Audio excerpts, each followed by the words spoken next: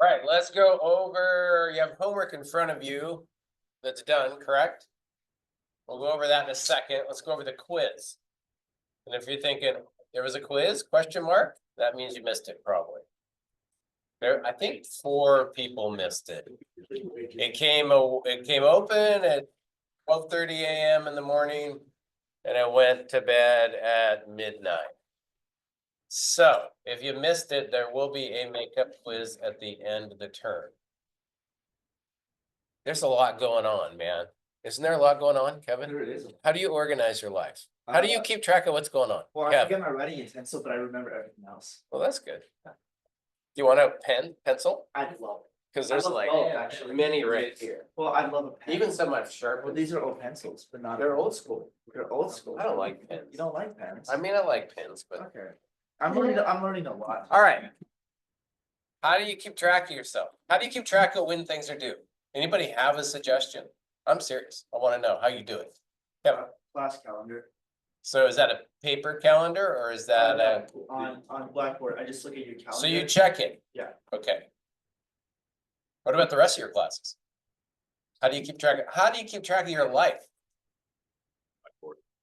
Blackboard. Your life is not in Blackboard. Like your regular life. How do you pay your rent? How do you know when to pay your rent? Reminders on that. Yeah, so phone reminders, yeah. So like the old school way is like a planner. Right? A planner that you write in. That's the old school way. I don't care how you do it, but you got to figure it out. Like that's a big part of school. Is figuring out like when, what, who wants what, when, and get it to them, right? Absolutely. So we had a homework thing, we had a quiz thing, and we had a lab thing. We had a lot of things like for day 1 or week 1 or whatever.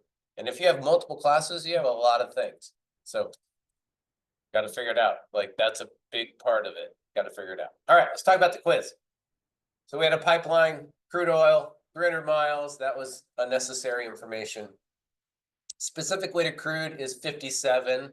So we assume that's 57.00. I didn't say that on the quiz. So if you did not assume that, I'm okay with that. I accepted some rounding issues. But in the future, any numbers that come to you, 2 places. We're just going to make that assumption. All right. It's supported every 120 feet. So that again would be 120.00 and a diameter of 0.75 meters. So you had to do some converting, get the meters out of meters into like, here's my very long version of the quiz.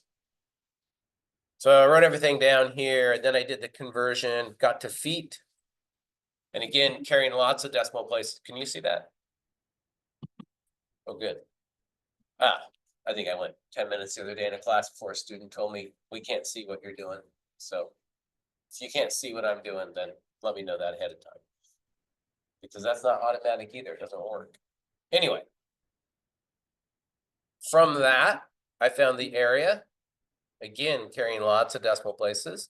From the area, I found the volume and the weight. So there's the volume calculation, area times length, and then the weight,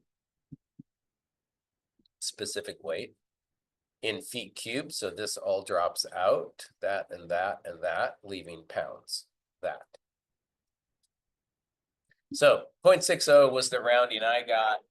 I think I got 0.59 from a few folks.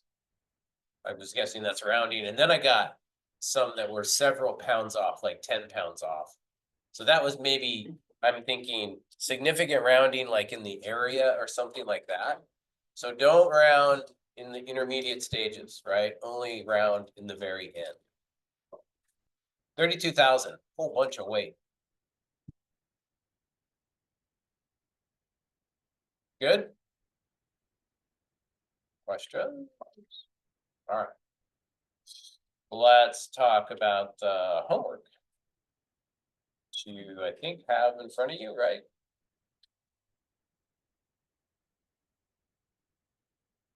Chapter 2 was pretty easy, wasn't it?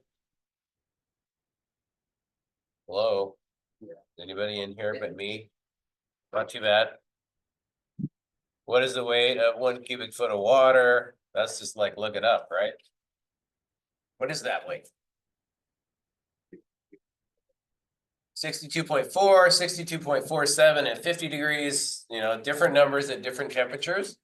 So yeah, whatever you found is fine. It's good to note the temperature at which you found it, or what you're assuming the temperature is. A lot of us use 62.47 because that's a specific weight at 50 degrees, and that's a common operating temperature. So whatever it is, just note the temperature for that kind of specific weight thing. That's our lab today, is to verify and prove that that's true using buckets and a scale. But we'll talk about that after lecture. Okay, so you're going to try and prove that, yeah, in 1 cubic foot of water, there is 62.47 pounds. I'm going to recommend right now, I should talk about this later, but I can't help myself. Don't go for a full cubic foot because that would overfill that bucket. Believe it or not, it's so odd, right? That's a foot. By a foot is more than a 5-gallon bucket. Are you kidding me? I had to prove it to myself, but that's so true. It's 67, 64 pounds. It's a lot of weight. So you're going to want to cut that in half or even in quarter and do the verification on a quarter of the cubic foot. Okay, but that's later. All right. Number 3, a can measuring 4 inches in diameter, 6 inches high, filled with a liquid. Net weight is 2 pounds. What's the specific weight of the liquid? What'd you do there? Can you scroll down?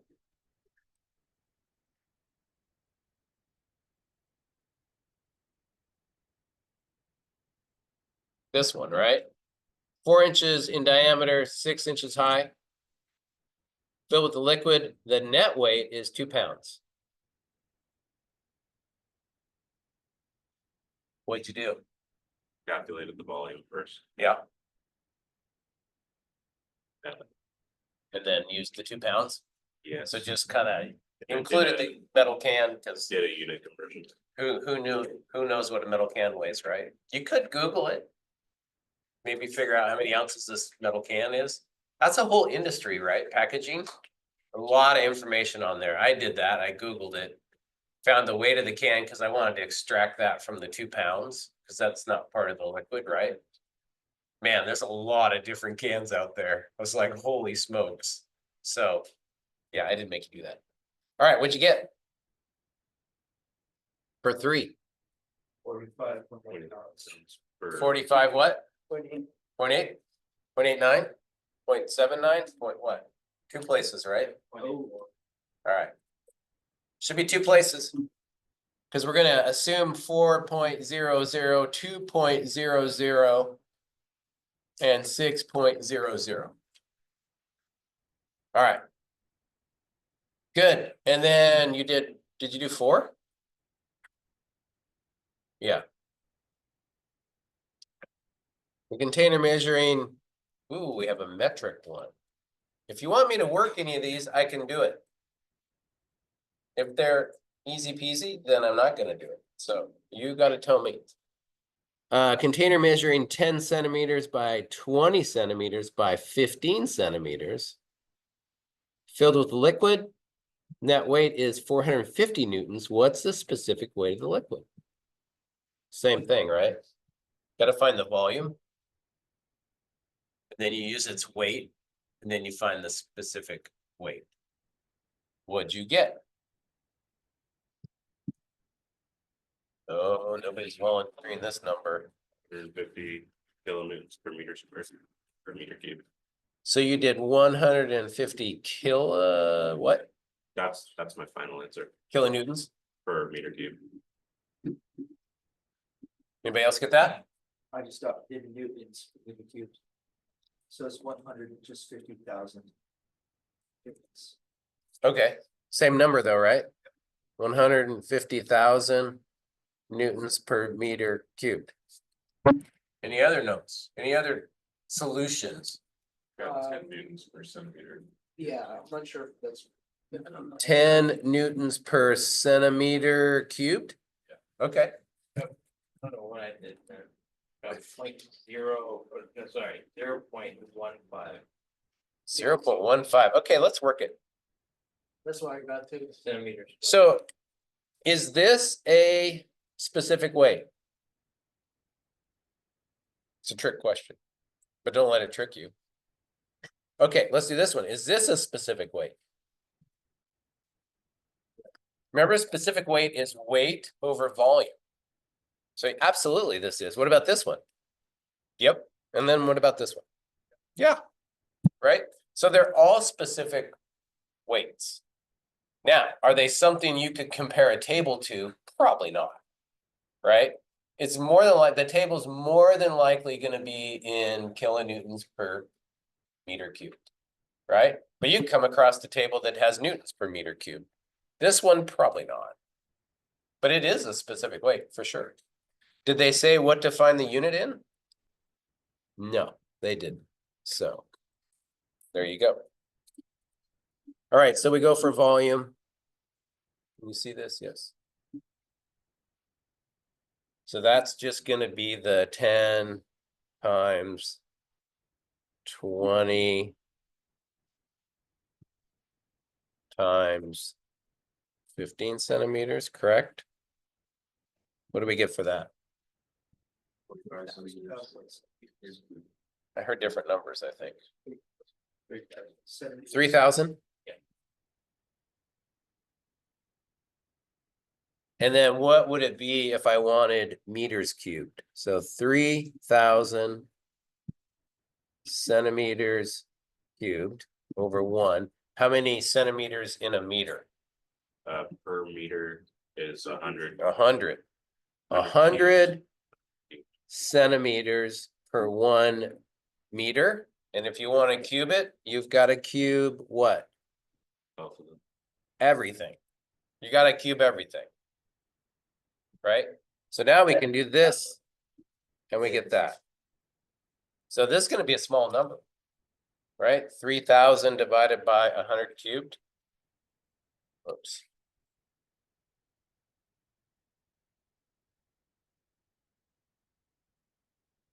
Anybody have that number? 003. I better do it again because I got a smaller number than that.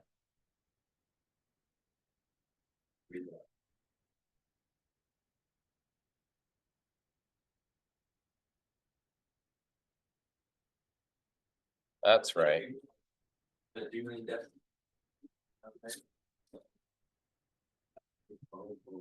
I think it's 0.003. Anybody get that? Yeah. Okay. So now what do we do with our volume? We divide by the weight, 450 newtons.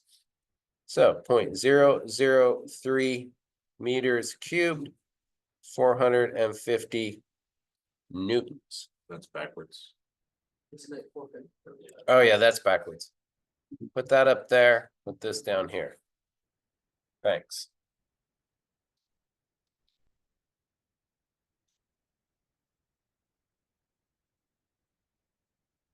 $150,000.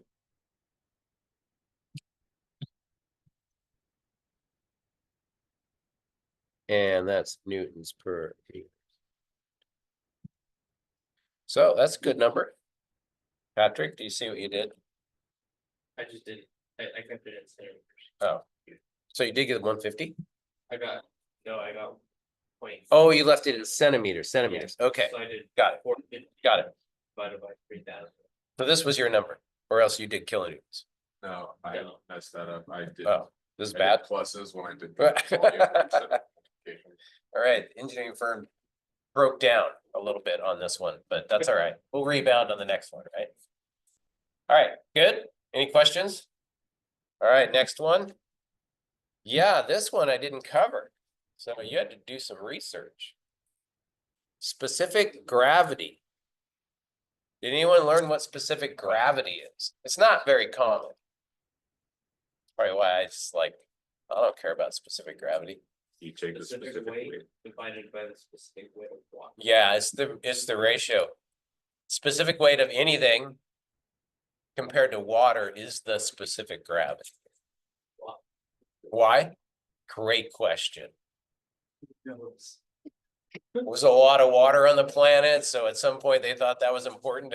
I think it comes from finding out or figuring out whether something floats in water or it doesn't float in water. So if you want to know if a fluid's going to float in water, right, be on the surface, then you compare the specific gravity, right?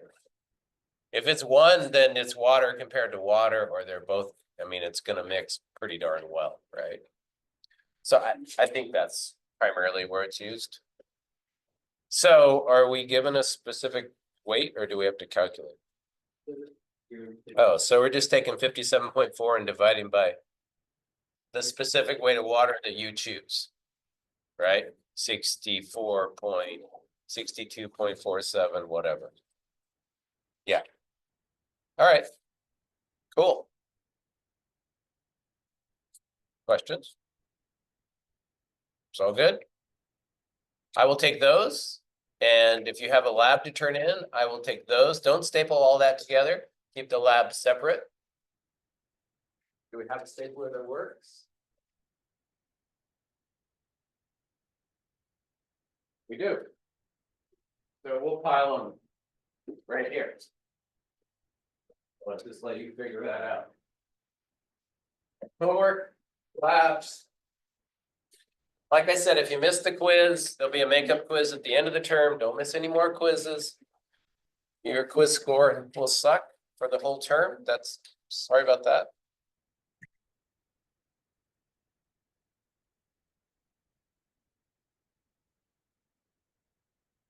You can turn your homework in that pile right there. You can like have a spokesperson in your area turn it in for you, or you can all travel up there.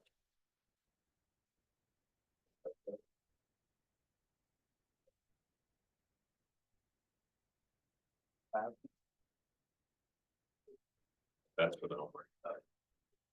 Always. And it can all go in one pile. I'm sure you have it labeled differently, so. So you don't want us stapling the lab together. I don't want you stapling the lab to the homework. That messes up my brain, but I would like the lab stapled together if it's multiple pages. That would be great. It's all in one pile, it doesn't matter. It's all in one pile. It shouldn't matter because the lab should be pretty clear that it's the lab. That kind of sorting I can do. Big choice, that means once we turn it in, we're done with the lab, right? That's right. So does that mean I can ask a question right as I turn it in, Absolutely. but I can't right before? No, you can ask a question about the lab anytime. I don't care. What is jar number 4? Huh? What is jar number 4? What's it called? Me and Juan, we're in. Is it the heavy one? No, that's No, that's mercury. mercury. Oh, jar number 4 was 30 weight motor oil. It was Oil. oil. Yeah. Was jar number 2? What's it called? We found on a website. Water, mercury, oil. Water.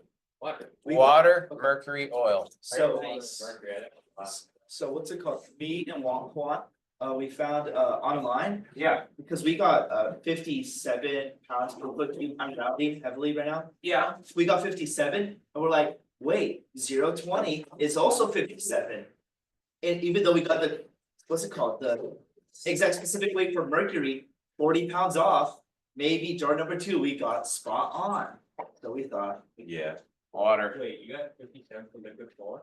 For jar number 2. Okay. No. It's super hard to get spot on with this experiment, just so you know. It's hard to get the right thing. Okay, so. And then there's just so many different liquids out there that it's a crapshoot. And I forgot to write down which one was clear and which one had the color. That's so a it's problem, like- isn't it? Oh, crap. Yeah. Be any kind of water. Yeah, this one is heavy there. Be Fiji, for all we know, we're Dasani. Yeah, this one was, this is motor It oil, gets crazy out here. motor oil, What type of motor oil? 30 weight, 50, 30, 530? just straight 30 weight. Oh, wow. Yeah. Yeah. How did you do finding finding the table that gives you properties of liquids? Did you find that pretty easy? There wasn't like Yeah, too much. it's hard. It's crazy that it's not like. Google AI. Yeah. It's nuts. We found a website with like two of them, and that's where we got the motor oil for number 2. Yeah. Our stuff didn't match for water, so but it matched for SA20 motor oil. Oh, interesting. Yeah, because we got like 56.992. I hide the mercury in the tidy cat container because nobody's gonna open a tidy cat. What are you gonna do That was with my yours? theory. If you have it there. Lab. Yeah. Or it's just.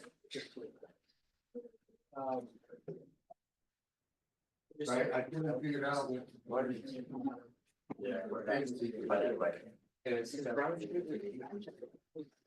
Holy, look at this one. Yeah. Good looking labs, huh? Let's go. Step-by-step procedure. Got all the components. All right, let's talk about chapter 3. We're heading off into chapter 3. The chapters are pretty short in the beginning, but we'll stay in 3 for a while. Yeah. The lab and homework are separate, so you don't stay with us together. No, okay, I thought you did remember. You can try. Uh-oh. Oh, okay. You turned in both? Yeah, the lab and the homework, yep.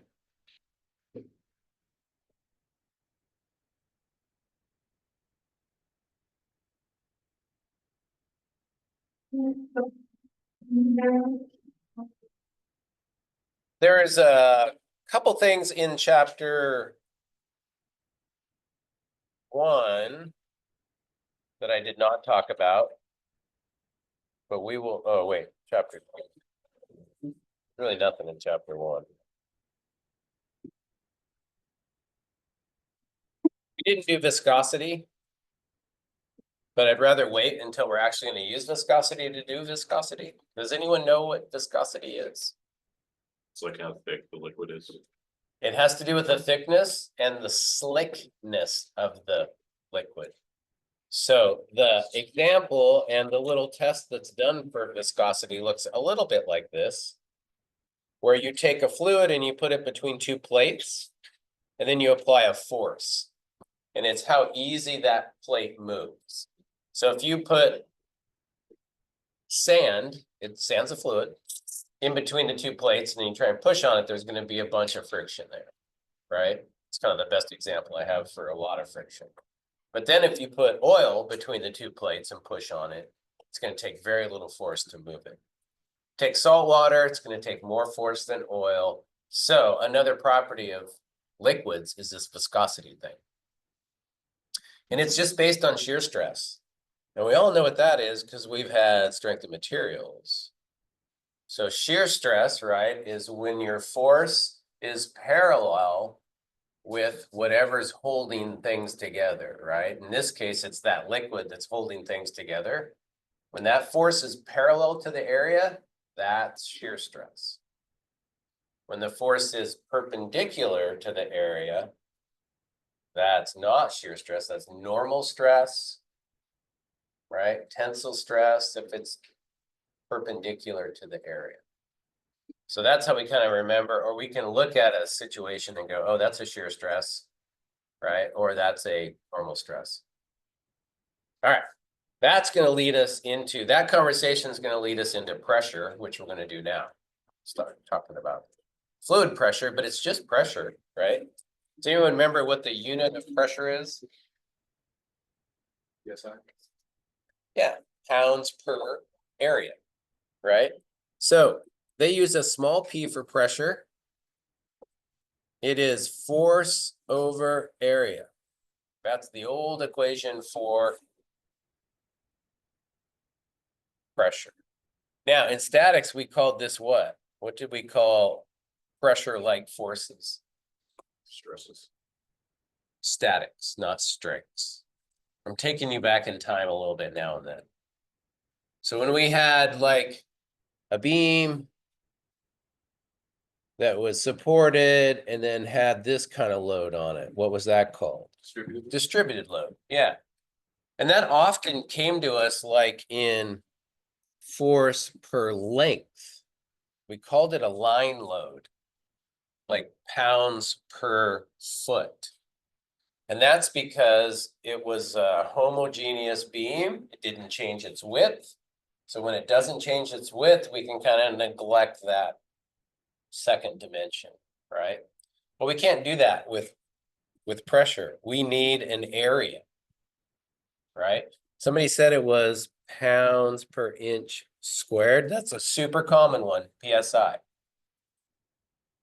So that means it's so much weight per unit of a square inch. How big is a square inch? Show it to me. Like this, right? It's tiny. So I want you to, we need to understand and at least focus and realize how big of these units are we're working in. PSI is really small. It's a small area, right? What would PSF be? Pounds per square foot. It's like much bigger area. It's going to be a larger load, right? 12 times bigger than the per inch, per square inch, right? Jose? Wouldn't that be 144 times bigger? So you got a 12 by 12. Yeah, 144 times bigger, exactly. Perfect. So when we talk about fluids, we talk a lot about pressure. And fluid pressure is kind of unique in that if we have an open system, and this is a system we start working with early, is what we call an open system, where the fluid is open to the environment, right? Your plumbing in your house, your water pressure system is not an open system. If you like open it, what happens? A bunch of water comes spraying out. That's a closed system with a certain amount of pressure on it. This is an open system. So the fluid pressure we're thinking about here is like fluid pressure this way. And the interesting thing about fluids is it acts in every direction. And if you have a curve, it actually acts perpendicular to any surface. And you'll see that I'm making my little arrows smaller on the sidewall. Smaller on the sidewall near the top. It's actually 0 at the top. And larger at the bottom, because as we go deeper in a fluid, what happens? How do we all know that? Sea pressure or? Most of us swim, right? Most of us just gone swimming, and then we see that quarter at the bottom of the lake, and we're like, I want that quarter. And you start down, and all of a sudden your ears are like starting to squeeze, and maybe that's your first experience with fluid pressure, right? The deeper, the more pressure. So the way that works is there's a column of water associated with any fluid at a depth. And that column of water, 1 inch by 1 inch, or a foot by foot, whatever you want to refer it to as, has fluid directly above it. All of that fluid directly above that 1 inch by 1 inch is creating the pressure. Right? And it's the same everywhere, unless the depth changes. So maybe we have a deep end, right? And then a shallow end to our pool. That pressure change is associated with the column of water directly above every spot. It also radiates out. It tries to push out at that same value. So if you know the pressure right here from the column of water, you know the pressure right here at that same depth. That makes sense? It is simply the specific weight times the depth. Specific weight is this symbol, and the depth in this class is Z. I wish they would have used a small d for depth, but they used Z. And this is gonna be pressure of a fluid. This is the fluid, so if this is a mercury pool, that pressure is gonna be different than if it's a saltwater pool. It's gonna be different than if it's a oil bath. I think that might be not cool. Well, the mercury would not be cool to swim. The mercury would be cool to swim in, I'd have to say. I bet you'd just be squished right away. That'd be a terrible way to go. All right, so that's how we calculate it. So let's just say our pool is 20 feet deep. From here to here, we would like to know the pressure here at A and the fluid's mercury. Specific weight times Z. What is the specific weight of mercury? How much? 844 Crazy. What's the unit of that? pounds per foot cube. And our depth is 20 feet. So if you went down 20 feet in mercury, what would your pressure be?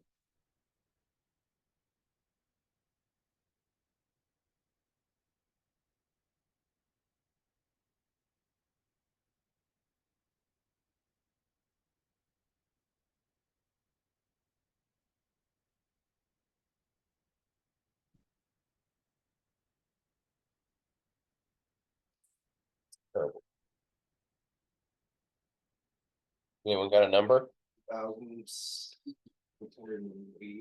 1,680. Anyone else get that? Got 16,880. 16,880. So it's gonna be easier if we just say 16880. That what we got? 16880? We'll say 0.00 and the units are Per, careful, Square foot. square foot. PSF. PSF. So PSF is a pretty, it's not unusual, it's really common in all kinds of civil engineering for soil pressures and all kinds of stuff like that. But on the mechanical engineering side, PSF is like, what? Like, I don't even have a feel for that. Is that big? Is that small? Because a foot is so big. It looks like a huge number, but it's so big. So what would it be in PSI?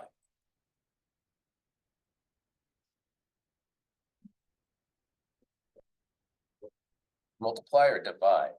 Divide. 12 or 144. So this is where you gotta, like, if you're not sure, do the unit exchange or the unit analysis. So I'm gonna just put that. I know there's 12 inches per foot, right? And I want the feet to go away, so I put it like that. And then it's feet squared, so I have to do what? Square. Everything. Everything gets squared. So it looks like it's the 16,000 divided by 144. To this day, when I convert units, I scratch a piece of paper, I write it out, so I don't multiply something that I shouldn't or divide something that I shouldn't. Or I Google it. I'm guilty of that too. Someday somebody's gonna hack Google and make all the conversions wrong and watch the chaos happen. So I don't know, be careful. What's our number? 17.22. Say again, 11722. Those are the same, that's the same pressure. Everyone get that? It's just the second one is on the little inch. All right, so that means like 117 pounds for every square inch. So like this little square inch of my body, 117 pounds. Like this little square inch of my body, my eyeball, 117 pounds. I'm not sure you'd survive it. I think you'd just be like, squished. All right, good so far? All right, so that's interesting and important if we're like swimming pool designers, I guess. Because we need to know like how much to, how structurally strong to make this swimming pool. Or piping, or tanks, or anything like that, right? So the next step is to learn about hydrostatic pressure and hydrostatic force. So this is hydrostatic pressure. Pressure created by a fluid. But what would the hydrostatic force be then on something that is down there? So let's say at the bottom of my mercury pool, I have a access plate. The access plate is 10 inches in diameter. So that's, there's either a drain under it or a pump under it or something under it, some kind of piping that we don't want people swimming in our mercury pool to stub their foot on or something. So we covered it with a plate, right? So you'll see that in a lot of different tanks. They're clean out ports, they're all kinds of things, right? Where the tank's just not homogeneous, but it's got some kind of gate in it or some kind of plate, right? Might be bolted in place, but it's gonna have to be strong enough to hold the force. So therefore, we're gonna have to know the force on it. So if we have a 10-inch plate down here, and we're gonna say it's horizontal, it's flat at the bottom. Everyone kind of get this so far? All right. So we have our 10-inch plate, and I'm gonna draw it just horizontal. It's 10 inches in diameter. Like it's bolted up, right?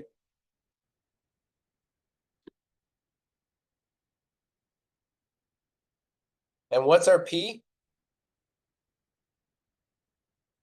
Notice I, yeah, we're gonna use the 117.22.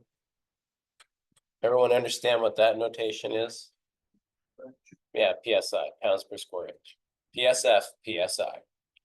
So notice I drew it as a distribution because every square inch gets the 117, correct? Yeah. So how much total load's on it? Multiply it by 5 squared. It's a circle plate, It's a circle plate, yep. so We- 5 square. We need the area, right? Yeah, so we need the area of our plate. What's that area formula that uses diameter? I days. Squared. Over, 4. yep. That's a good one to remember because then you just don't have to switch the diameter. You can just use it directly. All right, what do we get for that number? 78.54. Anybody else? You want the whole number? No. Give me 4 places. 5, 4, Well, 5398. 5, 3, 9. Can anyone confirm that number? Yes. Thank you, excellent. All right, so that's the distribution, right? In statics, we dealt with distributions all the time and we concentrated them. Right, to find the total load. That concentrated load. And the concentrated load goes through anyone remember where we put the concentrated load? The middle. of Through the geometric center of the shape. Yeah, and this is a big circular shape. It's nice and simple as far as the geometric center of a circle. Where's that at? Right through the center. So the concentrated load is how much? This is the area, right? This is the pounds per area. So if I want the concentrated load or the force, hydrostatic, I do what? I take the 117.22 pounds per inch squared, and I multiply it by 78.5398 inches squared over 1. What's that number? 9,206.611. So just give me the numbers, 9 9206.6118. point, and that unit would be?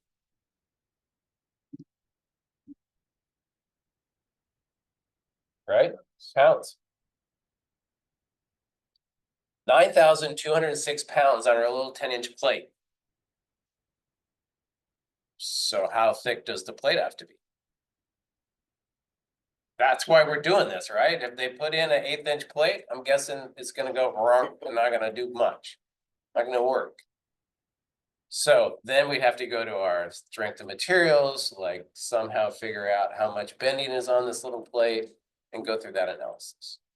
So we'll do that a few times. We'll try and do fluids problems into statics problems into strength of material problems, because that's kind of the whole deal. But that's where we're gonna stop right in this class right now. We're gonna say, oh, that's our hydrostatic force, forces in pounds.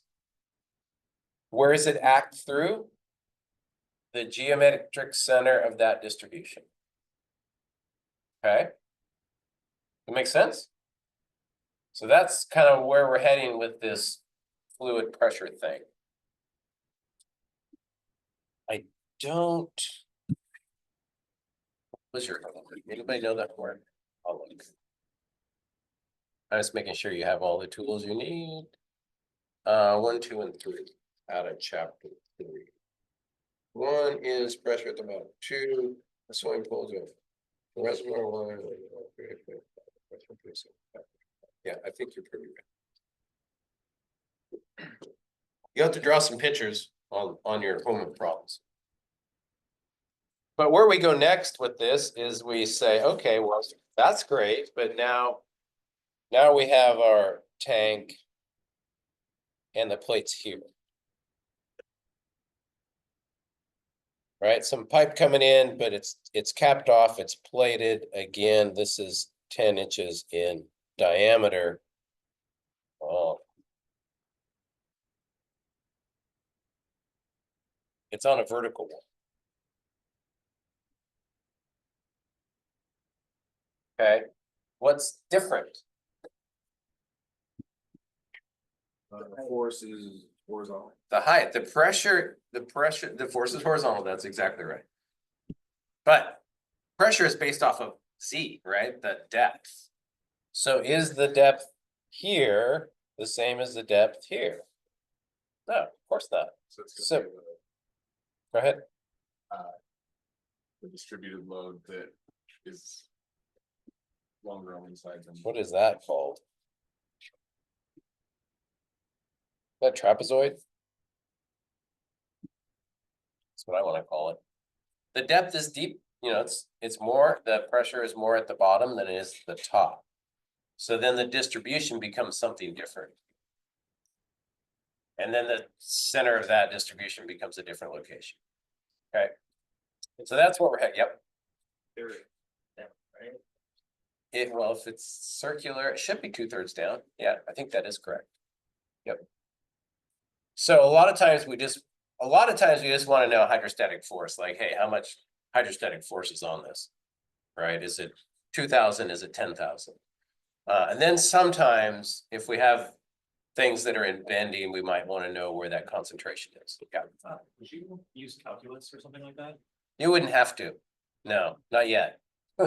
Like if we do wind, which air is a fluid, right? So here's our billboard, right? And here's our wind load.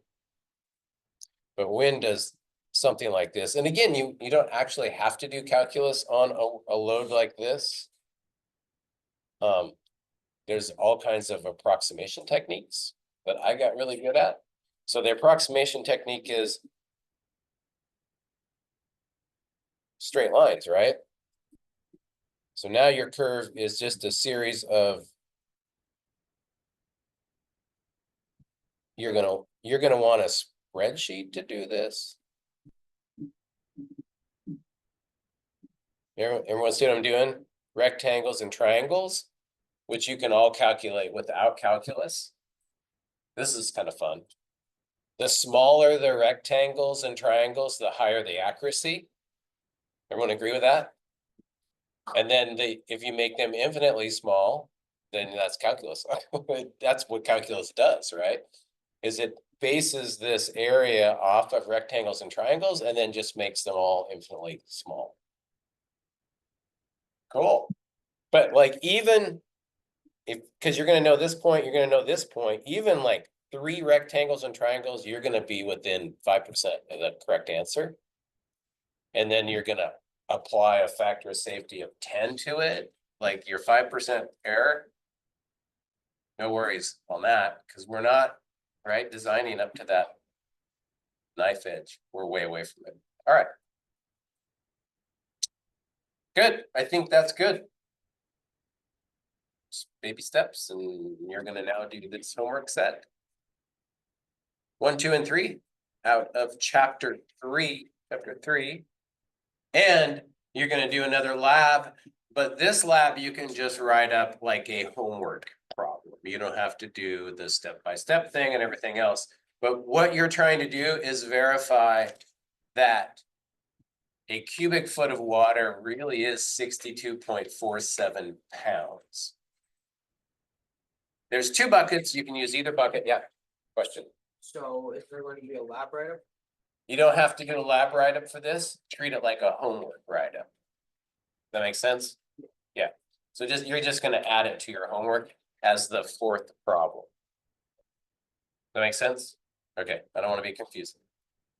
You're trying to verify, you're gonna put water in buckets. A very calculated amount of water, hopefully. Don't use the full cubic foot. A cubic foot of water does not fit in the big bucket. And it weighs 62 pounds, right? We don't want to be packing that around. So I would say do your verification with a quarter of a cubic foot. So how are we gonna do this? Let's just talk through it before we go into chaos. There's 2 buckets, just so 2 teams can be working at once. What are we gonna do? Fill it with water. Not fill it with water, well, fill it with water, how much? Water. That's what you have to calculate, right? So you're gonna have to measure the diameter at the bottom. Calculate how much height you're gonna need for a quarter of a foot, not a full foot. Full foot is about up here on this bucket. It just blows my mind, but it's because it's only 10 inches in diameter, right? And it's diameter, it's not square. So 12 by 12 is really like here by here, right? By a foot tall, which is about to here. So at this diameter, it would be up here to get a cubic foot. A half of a cubic foot is about here and would weigh how much?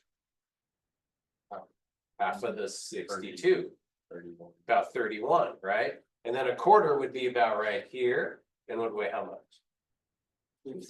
15, 16, you'll get the exact number, right? So what you need to know is how high do I fill it? So the question is, how high do you fill it? Yeah, Okay. and then you're gonna fill it and then you're gonna weigh it and it should weigh a quarter of 62.47. Does that make sense? All right, here's a hot tip because I don't want everybody writing on the bucket. When you go to fill it, the sink is in the back room to the right. And of course, the light's out directly above, so it's a little bit dark and hard to see, but I did it this morning, you'll be able to see it. But don't mark the bucket, just take the tape measure while you're filling it and bring it up to a level that you want. Does that make sense? You can do that with either one. I did not do it with the gray bucket. I think it's doable, but it does have a weirdness at the bottom that you'll have to like, that's gonna add a margin of error. So just note that on your homework if you use the gray bucket. But I haven't done it. I think the gray bucket has more. Well, maybe not. Looked like it had more taper to it, but I don't think it is. Yeah, I was gonna say it's tapered. Yeah, the bucket's tapered, but I got a good number this morning when I did it. So I think you'll be able to verify what we're trying to verify. Like, is the height can be. Yeah, it's not, if you do a quarter foot, it's pretty low. And it won't hurt anybody's back carrying 16 pounds, I hope. If you do have a bad back, don't carry the water, have somebody else do. Questions? All right, we are in lab. I only have 2 buckets, sorry. So you can team up.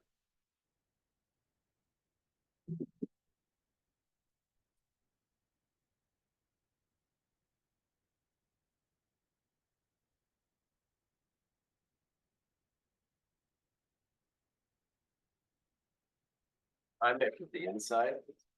And I do it like that, by just sticking the tape in there and bolting it up. You want that inside. You're gonna wanna remove the weight of the bucket from your calculations because the bucket's gonna be on the scale. And that will add a larger margin of error. What is it?